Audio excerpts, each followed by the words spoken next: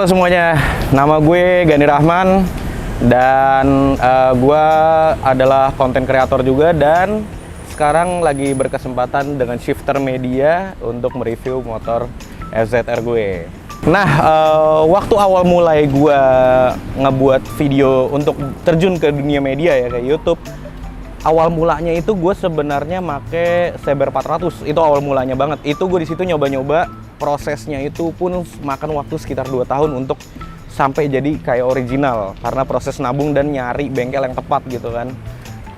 Terus abis itu gue buat video dan kebetulan rame sih. Jadi peminatnya lumayan banyak juga. Untungnya sesuai yang kayak gue mau karena gue emang senang banget ngeliat proses ngebuat motor dari bangke abis itu jadi bagus lagi, bangke jadi bagus lagi. Dan waktu itu paling tersusah itu sebenarnya ada di NSR 2,5. Bahkan harga motornya sendiri, harga restorasi itu lebih mahal daripada motornya. Itu udah pasti sih. Kalau 2 tak, apalagi NSR 2,5 itu lebih gila sih. Dan sempat waktu itu gue pernah nyoba di motor Itali. Waktu itu gue nyoba di Ducati 99S. Tapi itu nggak begitu lama. Dan alhamdulillahnya waktu itu motor emang terlihat bangke. Cuman kondisi mesinnya ternyata masih bagus. Cuman waktu itu Ducati gue nggak lama sih, karena menurut gue emang nggak di Italia aja sih. Cuman kalau di Jepang itu gayanya itu lebih cocok karena ada selain motornya tuh kitanya juga harus pakaian yang gimana ya, yang vintage juga harus sih, karena buat totalitas gitu sih. Contohnya kayak helm jadul atau jaket-jaket jadul, pakaian yang safety riding gitu. Karena menurut gue kalau cuman motor jadul, cuman style kalian kayak sekarang, itu menurut gue kurang cocok sih. Lebih cocok sih totalitas sebenarnya. Terus kalau untuk masalah kebut-kebutan karena ini moge, sebenarnya nggak juga sih. Gimana ya, mungkin kalau misalkan lihat jalanan kosong ya udah agak ngebut sedikit gitu mungkin. Terus teriak-teriakin sedikit motornya. Karena kebetulan motornya 400 cc, jadi di RPM atasnya tuh sampai teriak banget. Sementara kalau kalian pakai yang motor 1000 cc itu udah pasti dikit-dikit ganti gigi, dikit-dikit ngerem, capek sih. Dan kalau menurut gua, dan kalau misalkan kalian bertanya ini worth it apa enggak, sangat worth it. Dengan gaya vintage ya, dan maksudnya untuk motor tua gitu ya, masih bisa jalan apalagi dipakai daily. Dan jujur ini gue pakai daily gitu sih. Ini adalah motor yang gue pakai itu Yamaha FZR 400, keluarannya tahun 88. Jadi FZR 400 itu tuh ada 2 tipe. Kalau yang angkatan ini ya, dari tahun 88 sampai 89. Kalau ini namanya 3EN1. Kalau yang generasi selanjutnya adalah 3EN2. Bedanya itu sebenarnya ada di bagian air scoop ya. Kalau 3EN1, air scoop-nya kayak gini nih. Kalau 3EN2 itu ada di bawah. Dan kenapa gua milih FZR 400 ini? Karena jadi sebenarnya kalau kita throwback dari gua tuh dulu sebelumnya ada Saber 400, ada NSR 2,5. Jadi tuh gua sebenarnya terpincut karena film-film dulu yang gue tonton. Salah satunya Full Throttle yang dipakai Andy Lau, dan sekarang kebetulan gue ada helmnya juga, helm Andy Lau. Terus ada Saber 400, ada di film-film dulu-dulunya. Dan kalau motor ini sempat dipakai sama Jackie Chan. Waktu itu gue makanya suka banget sama motor ini. Cuman sebenarnya yang Jackie Chan tipenya beda lagi. Tipe yang Jackie Chan pakai itu waktu tahun 86. Jadi bedanya joknya dia masih nyatu.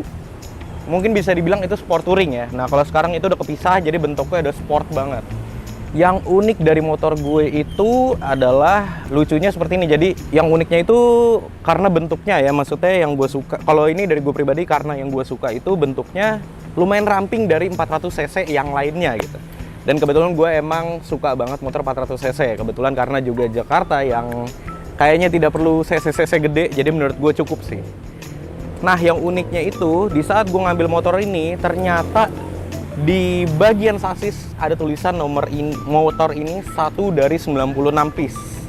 Gue agak kaget sih, jujur agak shock waktu dapetin motor ini, ada tulisan kayak gitu kan. Wow, berarti bagus banget.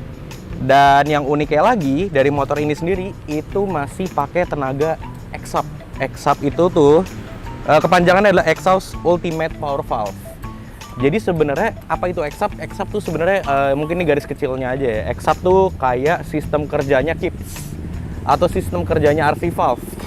Jadi dia itu ada katup di bagian knalpot sini header. knalpotnya itu tuh jadi sistemnya tuh kalau misal kita buka gas nanti dia kalau buka gas dikit nanti segini dikit-dikit gitu kan. Cuman kalau udah gaspol dia bakal kebuka gini. Dan rasanya itu tendangannya itu di RPM sekitar 7.000 sampai 8.000-an. Jadi bener-bener teknologi ini yang dipakai 2 tak, cuman ternyata dipakai 4 tak. Dan gue baru tahu ternyata ini ada di FZR. Itu kerennya sih.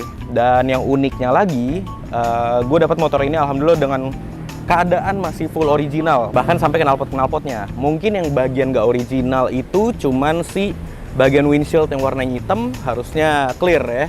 Terus ada grip, ada hand grip, terus sama ada bar end, bagian bar end itu harusnya nggak kayak gitu. Jadi yang bagian gak ori itu doang ya. Sama yang paling kelihatan sebenarnya kalau kalian nyadar ya, motor ini sebenarnya nggak ori di bagian liverinya. Livery ini yang dipakai itu dipakai TZR 2,5 3MA. Nah, gue rencananya sih pengen ngubah lagi untuk ke livery aslinya. Livery aslinya tuh dia ada kotak-kotak ini, jadi nggak nyatu. Dan motor ini cuma keluar 2 warna setahu gue. Ada yang warna hitam sama warna yang gue bilang tadi yang kotak-kotak. Cuman berhubung warna vintage-nya masuk, jadi ya oke, gue masih pakai ini dulu. Sementara gue nabung buat nyari-nyari parts ori lainnya. Nah, historinya, kalau histori motor ini sendiri sih ya, karena ya selain yang dipakai Jackie Chan itu kan, dan motor ini sendiri sebenarnya historinya sih biasa aja ya. Kalau kalian nyari di Google pun juga nggak begitu banyak orang yang ngebahas mengenai si motor FZR 400 ini. Beda dibanding teman-teman lainnya tuh kayak CBR 400 atau GSX 400. Gitu sih kalau historinya sih. Nah, terus histori gua waktu ngambil motor ini sendiri, posisinya waktu itu ada di Bandung waktu itu. Terus kebetulan motor ini ternyata bekas dubes gitu sih. Makanya kayaknya mungkin dia request untuk nomor 1 waktu motor ini keluar tahun 80-an. Untuk saya sendiri di motor ini itu kalau kalian yang bisa ngeliat dari sisi misalkan semuanya udah kelihatan original ya. Paling susah itu sebenarnya nyari ban. Kenapa ya nyari ban motor ini susah? Karena belakang itu masih menggunakan ring 18. Kalau depan sih aman, ring 17. Nah, kalau ring 18 nyarinya tuh setengah mati. Makanya kenapa ring depan dipakai IRC ini? Karena kebetulan ring 18 yang belakang ini Continental ngeluarin ya. Untuk yang ring 18-nya meskipun ulirnya ini lebih ke ulir mungkin bukan yang untuk sport gitu ya. Jadi gue samain aja sama depan kebetulan IRC. Jadi dan ulirnya nggak jauh beda, jadi biar seragam gitu lah. Cuma mungkin ada yang jual mungkin bannya cuma di luar negeri, cuman menurut gua harganya sih kurang worth it ya kalau untuk ban segitu. Kalau untuk daily sendiri motor ini cukup enak ya, karena gue dapat kebetulan motor ini PR-nya sangat sedikit. Paling PR-nya itu terakhir ya, cuman si bagian si rotak yang pompa bensin dia pakai. Jadi gini, posisi motor ini aneh banget. Mesinnya ini tuh ada di atas, karbunya ada di atas, tapi bensinnya ada di bawah. Nah, dia itu butuh supply ke karbu dari bawah ke atas. Jadi harus menggunakan pompa bensin yang benar. Nah, waktu itu gue dapat pakai pompa bensin mobil. Jadi bunyinya berisik banget untuk nyedotnya. Tapi sekarang udah gue ganti ke pompa bensin original ya. Sama waktu itu gue ada masalah di bagian karet vakum. Karet vakum ada dua, itu udah bolong semuanya. Yang menyebabkan si motor ini, jadi kalau lagi di RPM bawah, dia cukup agak susah lah, atau kayak kosong gitu. Jadi bisa tiba-tiba mati, RPM harus tinggi mulu gitu. Sekarang sih udah gue order, barangnya cuman belum datang. Susah senengnya sih gitu sih. Senengnya ketika semua motor udah jadi lah kayak original, ya ada kepuasan sendiri itu dari gue, terutama orang-orang mungkin ngeliatin kayak beda dari motor-motor yang lainnya gitu ya. Kalau susahnya ya mungkin proses ngebangunnya. Sebenarnya sih ngebangunnya sih gampang ya, asalkan kalian mendapatkan bengkel yang bagus, yang tepat gitu, yang nggak curang-curangin. Tapi yang lebih susah itu sebenarnya nyari parts, dan sekalinya ada kita mesen ke luar negeri, dan yang bikin kesalnya itu nunggunya lama tuh, 3 bulan, udah 2 bulan, sementara kita harus nabungnya aja udah lama gimana, terus kita order lagi, nambah lama lagi. Itu sih sebenarnya yang bikin susah sih. Nah, kalau bensin gue pribadi ini termasuk irit sih dibanding Moge. Kalau mungkin gue bandinginnya ya emang agak salah sih. Mungkin gue bandingin sama 1000 cc ya. Lumayan sih. Ini hitungannya irit sih untuk Moge ya. Apalagi kalian mungkin dengan semua kelistrikan yang original, dengan pengapian yang original, jadi juga dia ngeluarinnya pun juga cukup. gitu. Apalagi ada tenaga si bagian eksap ini yang ngebuat motor tuh nggak jengat dari awal. Jadi yang jengatnya itu di RPM tinggi baru dia jengat. Nah untuk tangki sendiri ini gue lupa, mungkin sekitar 16 liter apa 18 liter kali ya, apa 15 liter bahkan, gue lupa sih. Cuman yang penting di sini gue baca-baca historinya juga, oktannya itu yang penting harus 90 up, 90 ke atas. Terus juga kalau masalah oli ini uniknya juga sih. Mostly rata-rata motor 4 silinder atau moge biasa menggunakan oli sampai 3,9 liter atau sampai 4 liter. Motor ini cuma butuh 2,9 liter. Selama gue ngebangun motor gue itu, misalkan kalian bertanya sama gue rekomendasi bengkel motor tuh yang bagus di mana? Jawabannya sih, gue juga yakin kalian tuh nggak akan percaya. Karena mostly yang bisa ngebikin motor, ya ini kalau di gue ya, yang bisa ngebikin motor ini biasanya orang-orang yang tinggal di, ya misalnya bengkel gue tuh bener-bener kayak gubuk gitu. Bukan bengkel gue ya, maksudnya orang yang jago itu tinggalnya tuh kayak di gubuk atau kayak tempatnya yang di perkampungan kecil-kecil. Emang terlihatnya sih, wah tidak percaya sekali, cuman hasilnya sih membuahkan hasil banget. Bahkan dulu gue sempat naruh di satu bengkel bagus yang katanya bagus buat performance, bagus buat moge atau apa. Itu malah mereka bilangnya bisa-bisa, cuman ngerjain ini pun tetap gak enak. Dulu ada di motor gue sebelumnya, bukan yang ini ya. Terus juga selain mereka mahal juga ya nggak worth it aja sih.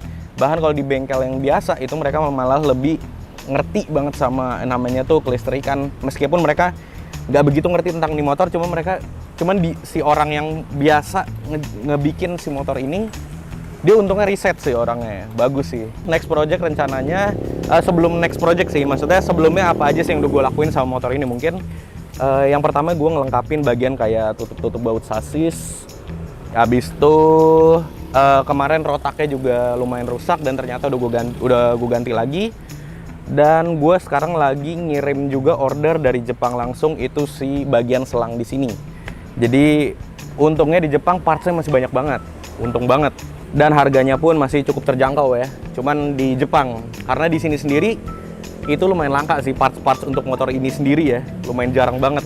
Sekalinya ada pun juga harganya gila sih. Nah untungnya di Jepang murah dan mungkin mahal di shipping, cuman masih worth it lah.